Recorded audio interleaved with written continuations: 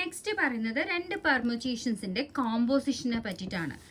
ഒരു രണ്ട് പെർമുറ്റേഷന്റെ കോമ്പോസിഷനെ റെപ്രസെന്റ് ചെയ്യുന്നത് എഫ് കോമ്പോസിഷൻ ജി എന്ന് പറഞ്ഞിട്ടാണ്. എഫ് എന്ന് പറയുന്ന പെർമുറ്റേഷൻ A1 A2 A3 B1 B2 B3. That means A1 is mapping to B1, A2 is mapping to B2 and A3 is mapping to B3. And G is B1 C1 B2 C2 B3 C3. That is B1 is mapping to C1, B2 is mapping to C2 and B3 is mapping to C3. ഇനി F composition G consider ചെയ്യുകയാണെങ്കിൽ A1 is mapping to B1, Gയിൽ B1 is mapping to C1. So F composition G എന്ന് പറയുമ്പോൾ എന്ത് വരും?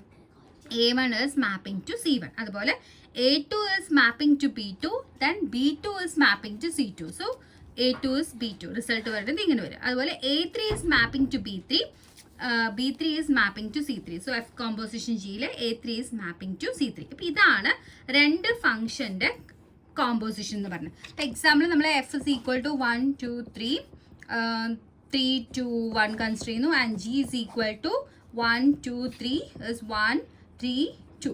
ഇതാണ് രണ്ട് പെർമുറ്റേഷൻസ്. So F composition G എന്ന് പറയുമ്പോൾ നോർമലി സെറ്റ് 1 2 3 തന്നെയാണ്. നോക്കുക, 1 is mapping to 3 കൺസിഡർ ചെയ്യുമ്പോൾ എപ്പോഴും ശ്രദ്ധിക്കുക എഫ് ആണ് സ്റ്റാർട്ട് ചെയ്യേണ്ടത്.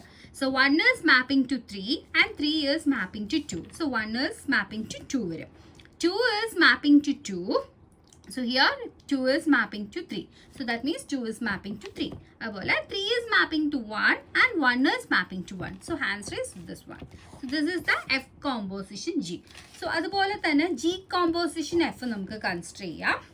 G composition F കൺസിഡർ ചെയ്യുമ്പോൾ G ഫസ്റ്റ് സ്റ്റാർട്ട് ചെയ്യുക, ദാൻ F ചെയ്യുക.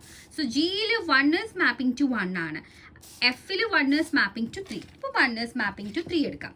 അതുപോലെ 2 is mapping to 3 ആണ്, 3 is mapping to 1. So here 1, 3 is mapping to 2, 2 is mapping to 2. So here the result is this one. So ഇത് നോക്കുക, F composition G യും G composition F എന്തല്ല എപ്പോഴും equal ആവണമെന്നില്ല. അപ്പം ഇതാണ് ഒരു രണ്ട് പെർമുറ്റേഷൻസിൻ്റെ കോമ്പോസിഷൻ എന്ന് പറയുന്നത്.